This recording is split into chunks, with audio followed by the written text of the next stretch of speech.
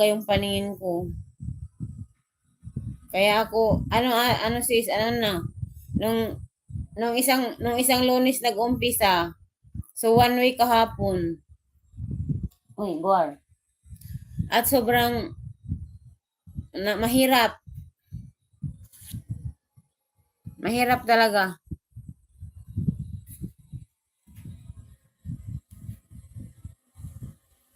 Sis, pwede na kunin ko yung sahod ko sa YT kasi may 104 na ako. Kailan pwede ko? Ate, mag-email yan sa inyo. Mag-email yan sa inyo na transfer na yung transfer na yung tira-transfer na yung yung sahod mo sa bangko mo. Mag-email lang yan. Maghintay kayo ng email. Kung walang email, wala pa yan. Hindi pa yan, ate. Sa YouTube kasi, ate, pagsahuran, every 21 until 26 of the month. 21 to 26. Pero mag-email yan sa inyo before makuha yung sahod. Hindi agad-agad makuha.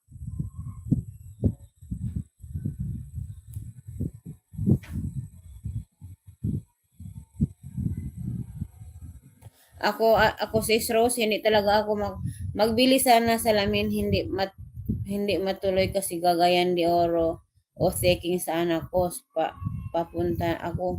Ako sis, gusto kong magpa doktor. Okay, ate. Gusto ko magpa-doktor kasi nga malabo yung mata ko. First time to nangyari sa akin na sobrang malabo. Sana ako magpatingin sa doktor. Kaso, wala man tayong pera. Paano tayo magpatingin sa doktor? School supplies ng anak ko nga, hindi pa dumating hanggang ngayon. Siguro mamaya o bukas. Nag-aaral ngayon ng walang school supplies. Ayaw talaga mag-absent. Kahit papel lang yung dala.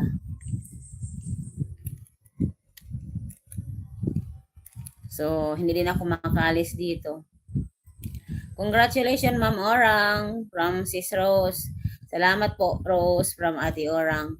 Hindi nga ako makaalis-alis dito dahil sa tatay ko. Kasi feeling okay lang yun, pero may ano din yun, karamdaman.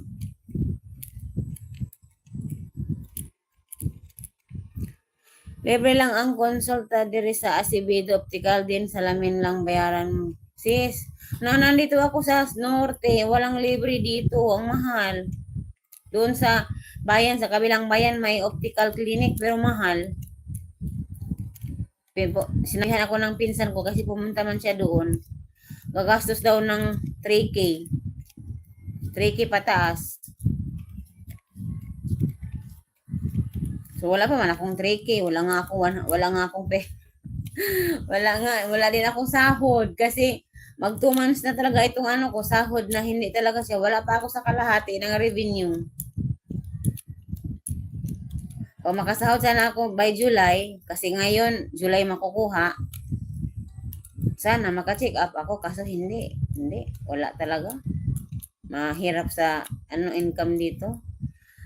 Mabuti nga, nag-affiliate ako sa TikTok. Kahit pa paano, may makuha akong 200. Yung last 200, then 200, then 100 plus.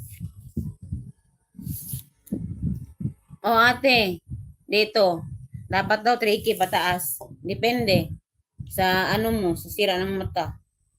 Depende daw sa salamin din. Basta 3K daw ang ihanda, 3K, sabi ng minsan ko. Wala pa man akong pera. Nakakalungkot pag mata ang mawawala. First time ko itong nangyari sa akin, kaya medyo depressed ako nung nakarang araw, iyak ako ng iyak. Tuwing gabi, maga ang mata ko pag ginabukasan, kaya hindi ako naka-live minsan ng umaga nung nakaraang week, nung nakaraang linggo, hindi ako mag-live ng umaga, gabi lang, kasi nga magang yung mata ko pag umaga dahil iyak ako ng iyak. Kasi hirap na hirap ako. Mabuti nung Sunday, minsan nagsabi na reading classes daw, punta ako sa bayan, subukan ko muna para makakita ako magbasa. So ayun, pumunta kami kahit ulan ng anak ko, naglakad lang kami. So itong nakuha ko, pero masakit din siya minsan sa mata. Kaya sabi ng pinsan ko, kailangan ko talaga daw ng doktor.